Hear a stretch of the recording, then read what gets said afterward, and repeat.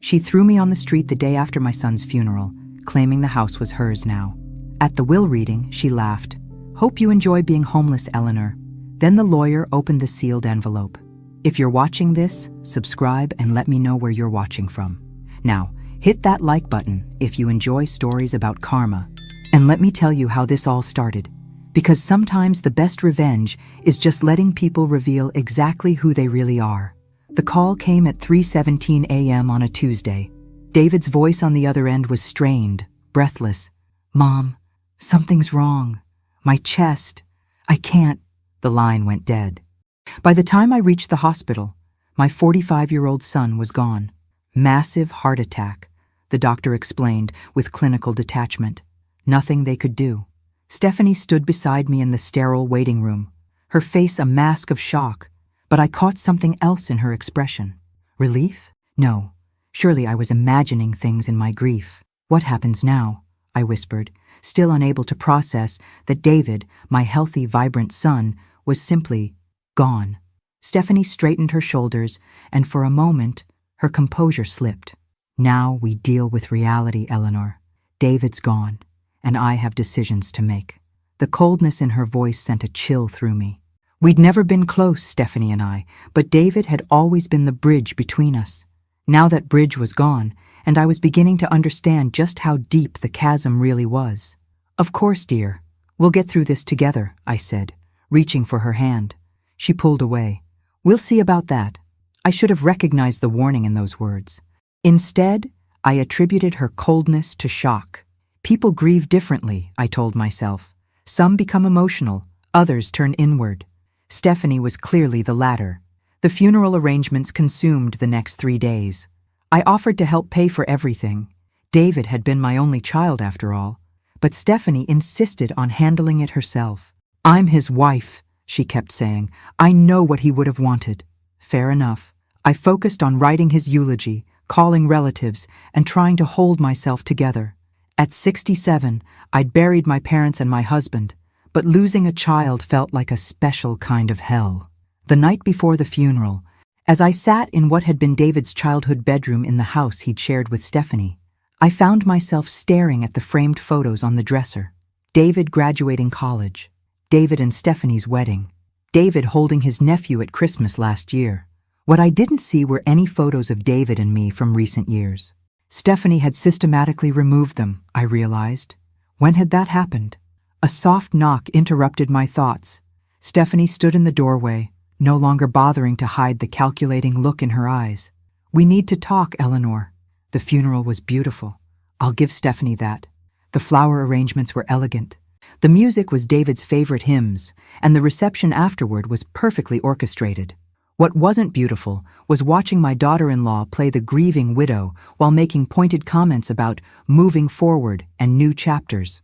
I stood in the receiving line, accepting condolences from friends and family, when I overheard Stephanie talking to her sister behind the flower arrangements. "The life insurance alone will cover the mortgage for 2 years, she was saying in a low voice. "And without the extra expenses." "Extra expenses? What extra expenses?" "What about Eleanor?" her sister asked. "Where will she go?" Stephanie's laugh was sharp and brittle. "That's not my problem anymore. She can figure it out like the rest of us adults." My blood ran cold. I'd been living with them for 2 years, ever since I'd sold my own home to help with their down payment. David had insisted it would be temporary, just until I found something smaller and more manageable. Somehow, temporary had stretched into permanent, and I'd grown comfortable in the routine of helping with the house, cooking dinner, being useful.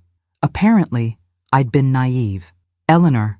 Stephanie appeared at my elbow, her public face firmly in place. "Could you help me in the kitchen? There are some things we need to discuss." I followed her through the crowd of mourners, nodding at neighbors and accepting final hugs from my sister, who was flying back to Phoenix in the morning. In the kitchen, Stephanie closed the door and turned to face me. "I'm going to be direct," she said, her voice calm and businesslike. "This house is in David's name, which means it's mine now. I need time and space to process my grief without complications." "Complications?" I kept my voice steady, though my heart was racing. "You living here. It's not working anymore, Eleanor. I need my privacy." The words hit me like a physical blow. "Stephanie, I understand you're grieving, but surely we can— No, she held up a hand. I've made my decision. I'll give you until tomorrow evening to pack your things. That should be plenty of time. I stared at her, searching for any sign of the woman who'd once called me Mom, who'd hugged me at Christmas dinners, who'd cried when David proposed. That woman was gone, replaced by someone cold and calculating. Where exactly do you expect me to go? Stephanie shrugged. You're a grown woman, Eleanor. You'll figure something out. The casual cruelty of it took my breath away. David would be horrified by this conversation. David's dead. The words came out flat, final, and the sooner you accept that, the better off we'll both be. I packed my entire life into 4 suitcases and 2 boxes, 67 years reduced to what would fit in the trunk of my car. As I folded my clothes and wrapped my few remaining photographs, I kept waiting for Stephanie to come upstairs and apologize, to say she'd spoken in grief, and of course I could stay until I found somewhere else to go. She never came. Instead, at exactly 6 p.m. the next day, she appeared in my doorway with her arms crossed. Time's up, Eleanor. I zipped the last suitcase closed and looked around the room that had been my sanctuary for 2 years. The walls were bare now, stripped of the few personal touches I'd been allowed to add. It looked like a guest room again, which I supposed it always had been. I'll need a few more minutes to get everything to the car, I said. I'll help you. It wasn't an offer. It was a statement. Stephanie wanted me gone, and she wanted to make sure it happened quickly. We made 3 trips in silence. As I loaded the last box into my car, I turned to say goodbye, maybe to make one final appeal to whatever remained of her humanity. I know you're angry with me for some reason, I said quietly. I wish I knew what I'd done wrong so I could fix it. Stephanie's expression didn't soften. You didn't do anything wrong. Eleanor, you just exist. In my space, in my life, in my way. David felt sorry for you, but I don't. The honesty was brutal and somehow cleaner than the polite fiction we'd been maintaining. I see. I got into my car and rolled down the window. Will you at least tell me if there's going to be a formal reading of David's will? I assume he left something? Why would he leave you anything? Stephanie's voice was genuinely puzzled. You're not his wife, and it's not like you ever contributed financially to our household. The irony was so sharp it actually made me smile. The $40,000 I'd given them for the down payment might disagree with that assessment. But clearly Stephanie had either conveniently forgotten or genuinely convinced herself it had been a gift. Of course, I said. Silly of me to assume. I drove away without looking back, heading toward the Hampton Inn on Route 9. It was the closest hotel I could afford while I figured out what came next. In the rearview mirror, I watched Stephanie stand in the driveway until my car disappeared around the corner. At the hotel, I checked in for a week and carried my suitcases to a generic room that smelled like industrial cleaning products and broken dreams. I sat on the polyester bedspread and stared at my reflection in the mirror above the dresser. Who was this woman looking back at me? A widow, now childless, homeless, and apparently worthless in the eyes of the only family she had left. But as I sat there in that sterile room, something unexpected began to stir in my chest. Not despair, though that was there too. Something sharper, something that felt almost like anticipation. Stephanie thought she'd won. She thought she'd successfully discarded the inconvenient mother-in-law and claimed her prize. What she didn't know was that David had been a much better son than she'd ever given him credit for. 2 weeks into my hotel stay, just as I was starting to seriously worry about my dwindling savings, the call came from David's lawyer. Mrs. Fairfield, this is James Morrison from Morrison & Associates. I handled your son's legal affairs. Yes, Mr. Morrison, I remember meeting you at David and Stephanie's house closing. I'm calling to inform you that the probate process is complete, and there will be a formal reading of David's will next Tuesday at 2 p.m. in my office. Your presence is required. My presence was required? I sat up straighter, ignoring the way the cheap mattress springs protested.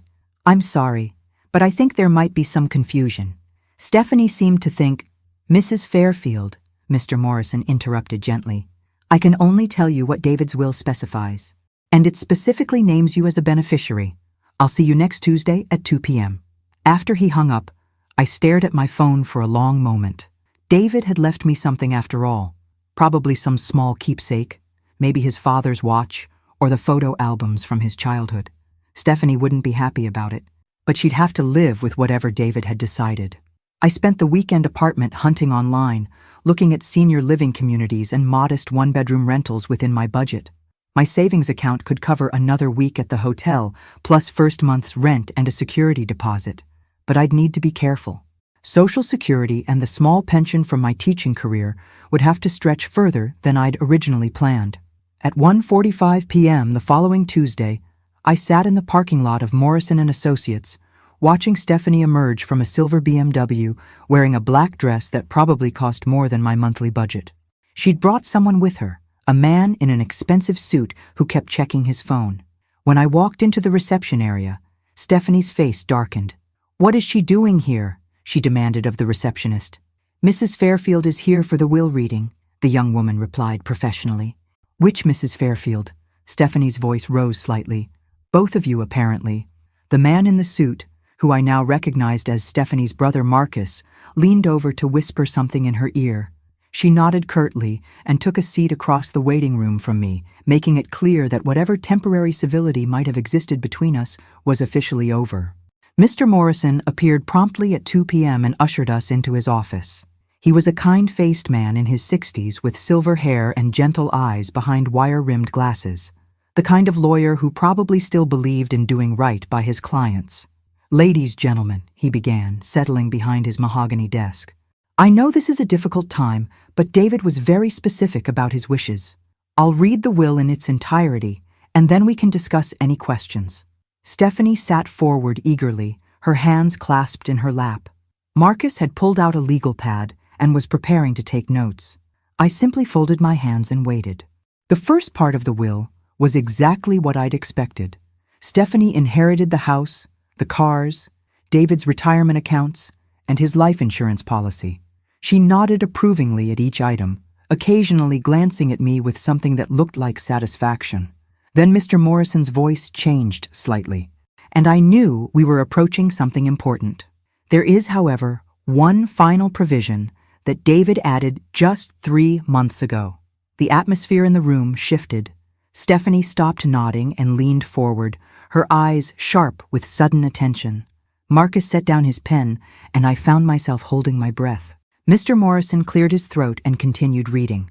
"To my mother, Eleanor Fairfield, who provided the down payment for our home and has never asked for repayment, I leave the contents of Safety Deposit Box U337 at First National Bank, along with all associated documentation and account information contained therein."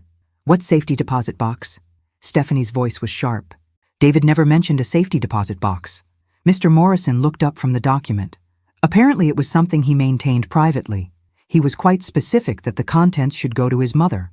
I was as surprised as Stephanie, but for different reasons. David had never mentioned a safety deposit box to me either. What could he possibly have put there that was meant for me? "What's in it?" Marcus asked, his lawyer instincts kicking in. "I have no idea," Mr. Morrison replied honestly. David simply provided the bank information and instructions that Mrs. Fairfield should have full access upon his death. Stephanie's face was flushed with anger. "This is ridiculous. If there's anything of value in that box, it should be part of the estate. We need to contest this." "You're certainly free to try," Mr. Morrison said mildly, "but the provision is very clear, and David was completely competent when he added it to his will. I witnessed the document myself." "When exactly did he add this provision?" I asked quietly. Mr. Morrison consulted his notes. 3 months ago, February 15th, he came in specifically to make this addition. February 15th.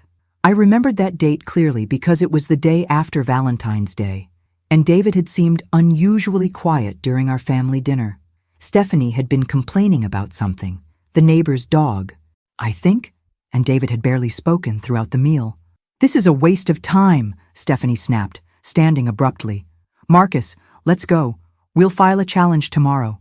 "Actually," Mr. Morrison said, pulling out another document, "before you leave, I need to inform you both that David left specific instructions for his mother regarding the contents of the safety deposit box. Mrs. Fairfield, he wanted you to access it within the next few days, once you've completed the necessary documentation with the bank." He handed me a sealed envelope. "These are the bank documents and his personal key. The bank will need to verify the death certificate and process the paperwork before you can access the box. Usually takes about 3 business days. Stephanie's eyes fixed on the envelope in my hands like a hawk watching a mouse. I'm coming with you to the bank. I'm afraid that's not possible, Mr. Morrison interjected. The safety deposit box access is restricted to Mrs. Eleanor Fairfield only. Bank policy. This is insane, Stephanie sputtered. How do we even know there's anything valuable in there? It could be empty, or just sentimental junk. I stood up, clutching the envelope. I suppose we'll find out next week. As we filed out of the office, I could feel Stephanie's eyes boring into my back.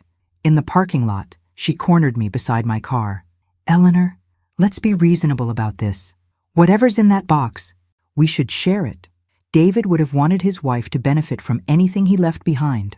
For the first time since David's death, I almost smiled. You made it very clear that you don't believe David would have left me anything. Now suddenly you're concerned about sharing? I'm just saying, you're saying whatever you think will get you access to that safety deposit box. I unlocked my car door. But David was very specific. The contents are mine.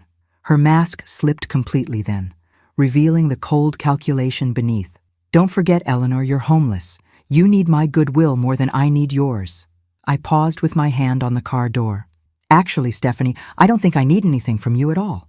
3 business days later, after providing the death certificate and completing the bank's paperwork, I finally stood before safety deposit box Dagger 337 at First National Bank.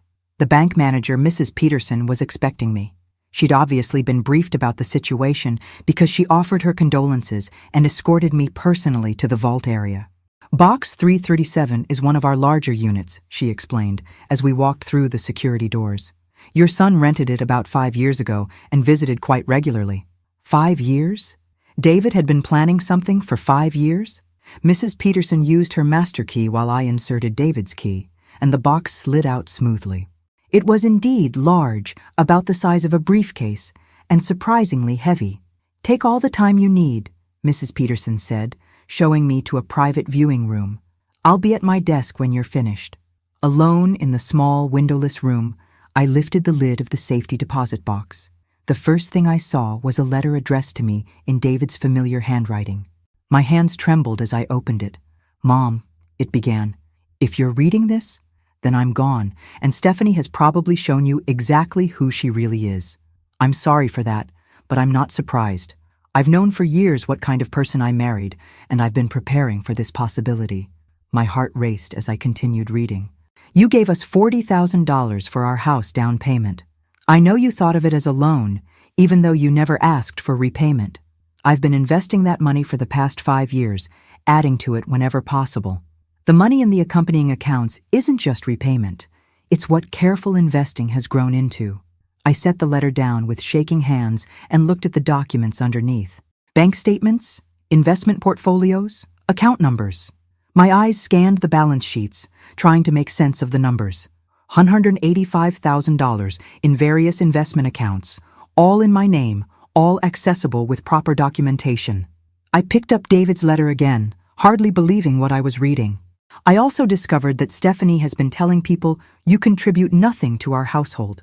What she doesn't mention is that our mortgage has been automatically paid from my salary account for the entire time you've lived with us. Any money you've given us went straight into investments for your future. The letter continued. I've been documenting everything, Mom. Every email, every text, every casual comment she's made about you. It's all in the folder labeled documentation. I thought you should know what kind of person has been living in our house. My vision blurred as I reached for the folder he'd mentioned. Inside were printed emails, text message screenshots, even photographs of credit card statements, evidence of years of manipulation and deceit. The final paragraph of David's letter made my eyes fill with tears. You deserve so much better than the way she's treated you. Take this money and build yourself a life where no one can make you feel unwanted ever again. And Mom, don't tell Stephanie about any of this until you're safely away from her. Trust me on this one. All my love, David. I sat in that little room for nearly an hour, reading through everything David had left for me. By the time I emerged, I had a clear picture of exactly how my daughter-in-law had been manipulating both of us for years. Mrs. Peterson helped me transfer all the documents to a large envelope and explained the process for accessing the investment accounts. As I walked to my car, my phone rang. "Eleanor?" Stephanie's voice was falsely sweet. "I was wondering if you'd like to come by for lunch today. We could discuss what you found in the safety deposit box." I smiled at my reflection in the car window. "That's very generous, Stephanie. I'll be there at noon." It was time for Stephanie to learn that sometimes the people you underestimate are the ones who surprise you most. I arrived at Stephanie's house, her house now, at exactly noon, carrying a small gift bag and wearing my best poker face. She answered the door in a flowing white dress that probably cost more than my monthly hotel bill, all smiles and false warmth. "Eleanor, I'm so glad you came. I've made your favorite chicken salad." Funny how she remembered my favorite foods now that she wanted something from me. The dining room table was set with her wedding china and fresh flowers. Stephanie had clearly put effort into this performance. She poured iced tea and chattered about the weather while I sat quietly, watching her work up to what she really wanted to discuss. "So," she finally said, settling into her chair with practiced grace, "I've been thinking about yesterday, about the safety deposit box." "Have you?" I sipped my tea calmly. "I know we've had our differences, but David would want us to support each other through this difficult time. Family should stick together. Family. Rich coming from the woman who'd thrown me out the day after her husband's funeral. I couldn't agree more," I said evenly. Stephanie's eyes lit up, clearly thinking she'd found an opening. "I'm so relieved to hear you say that. I was worried you might be angry about having to find your own place so quickly, but you understand I needed space to grieve." "Of course." I took a bite of chicken salad. "Grief affects everyone differently." "Exactly." She leaned forward eagerly. "So about what David left you. I was thinking we could pool our resources, combine whatever was in that box with David's life insurance, maybe invest it together. I have some wonderful financial advisors." I bet she did. The same ones who'd been helping her make questionable spending decisions. "That's very thoughtful, Stephanie. But I'm curious, what makes you think there was anything valuable in the safety deposit box?" She paused, clearly not expecting the question. "Well, David was always so private about certain financial matters. He must have had a reason for keeping something separate." "Private? That's an interesting choice of words." "You know what I mean." She waved a hand dismissively. "Men and their financial planning. They never tell us wives everything." I set down my fork and looked directly at her. "Actually, Stephanie, I think David told you exactly as much as he thought you needed to know." Something flickered in her eyes. Uncertainty. Maybe a hint of fear. "What did you find in the box, Eleanor?" The moment of truth was approaching, but I wasn't quite ready to play that card yet. Instead, I reached for the gift bag I'd brought. "I brought you something," I said, pulling out a small wrapped package. "A little thank you gift." She unwrapped it eagerly, revealing a framed photograph of David from his college graduation. Her face softened slightly. "Oh, Eleanor, this is lovely. Thank you. I thought you should have it. After all, you were such a devoted wife." The emphasis I placed on devoted wasn't lost on her.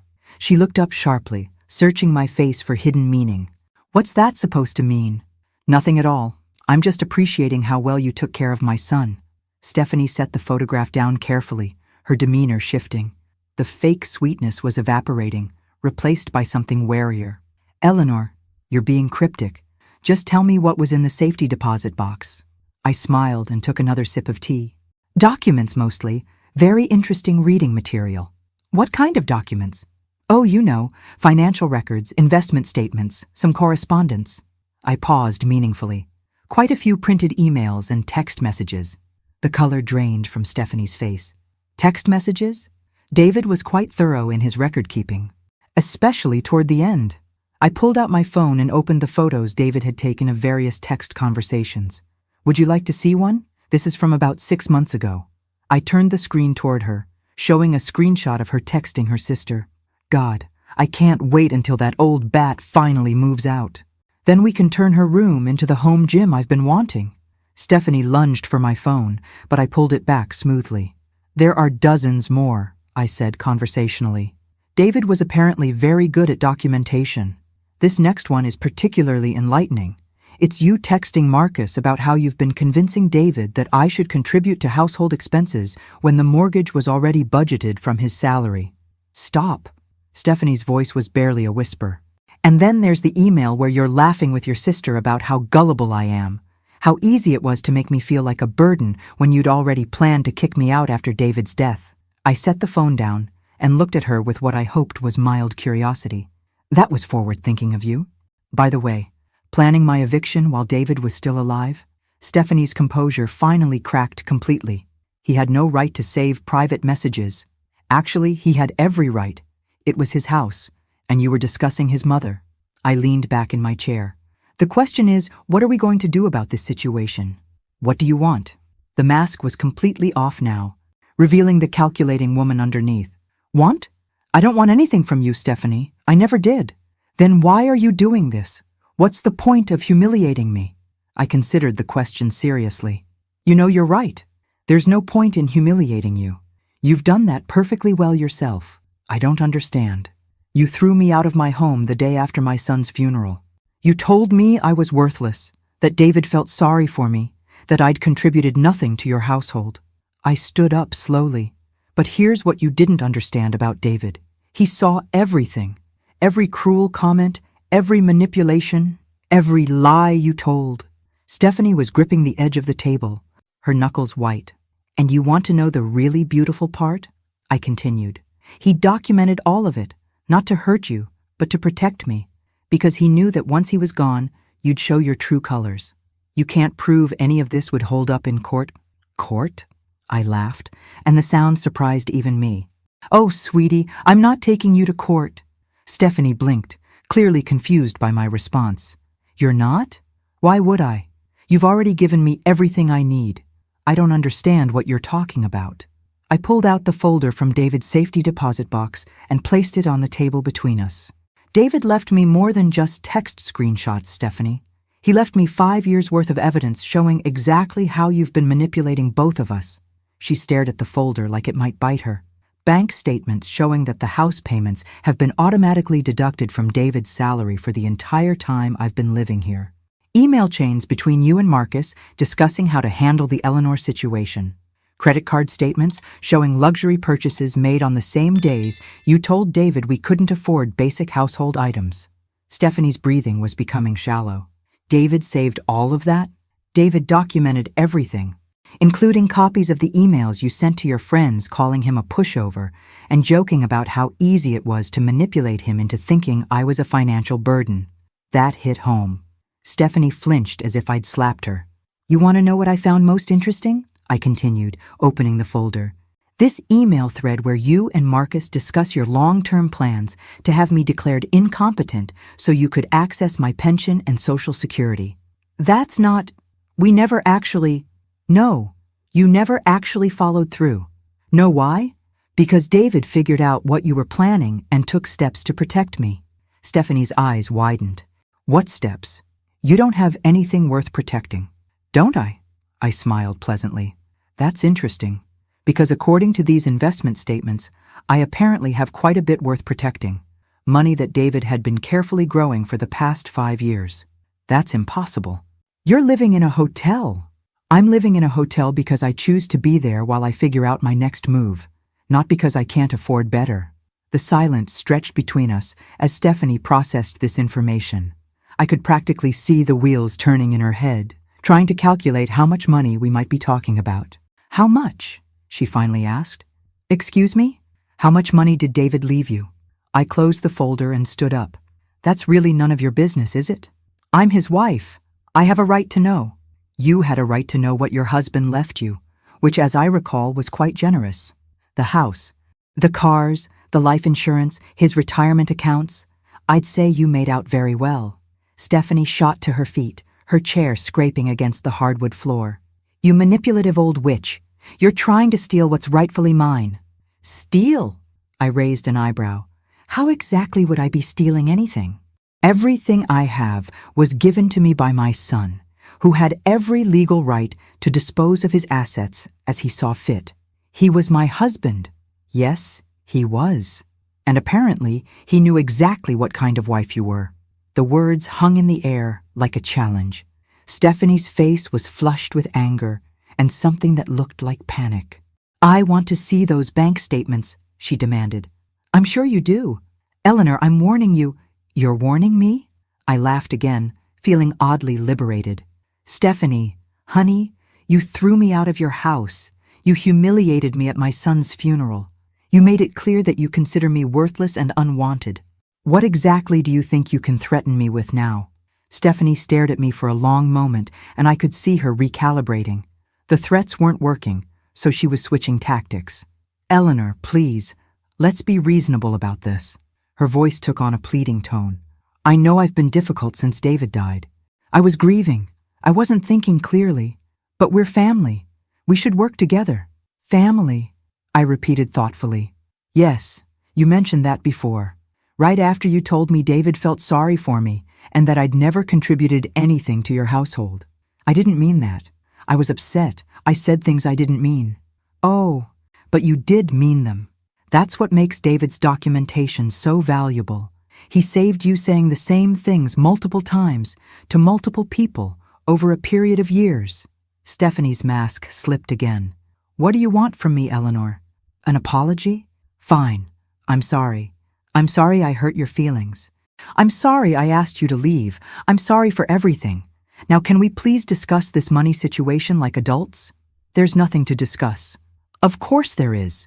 If David left you a significant amount of money, we need to plan how to manage it responsibly. I know excellent financial advisors. I could help you invest it properly." "You mean you could help me spend it properly?" "That's not what I said. It's what you meant." I picked up my purse. "Stephanie, let me be very clear about something. The money David left me isn't an inheritance that fell into my lap. It's the return on the $40,000 I gave you for your house down payment, plus 5 years of careful investment." Her mouth fell open. $40,000? Did you think it was a gift? Did you think I just handed over my life savings out of the goodness of my heart with no expectation of repayment? David said it was a family contribution.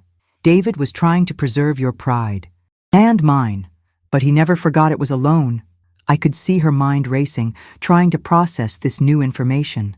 If I'd invested $40,000 5 years ago, and David had been growing it. "How much is it worth now?" she whispered. I pulled out my phone and opened one of the banking apps the bank had helped me set up. The account balance filled the screen, and I turned it toward her. $185,000. Stephanie's face went white. She grabbed the edge of the table to steady herself. "That's impossible." David was a careful investor, and apparently he was very motivated to make sure his mother was taken care of. But that's almost as much as the life insurance policy." "Yes, it is. That money should be part of the estate. It should be split between us." "Should it? Based on what legal principle?" "Based on the fact that I'm his wife and you're just his mother." The casual cruelty in those words, "just his mother," hit me like a physical blow. But instead of pain, I felt something else. Clarity. "You know what, Stephanie? You're absolutely right. I am just his mother. The woman who gave birth to him, raised him, supported him through college, and lent him the down payment for the house where you threw me out like garbage." I stood up and slung my purse over my shoulder. And apparently, that was enough for David to make sure I'd never have to depend on anyone's charity again. "Wait," Stephanie called as I headed toward the door. "Eleanor, wait. We can work this out. Please, just sit down. Let's talk about this rationally." I paused in the doorway and turned back to face her. "What exactly do you think we need to work out? The money situation, our relationship, everything."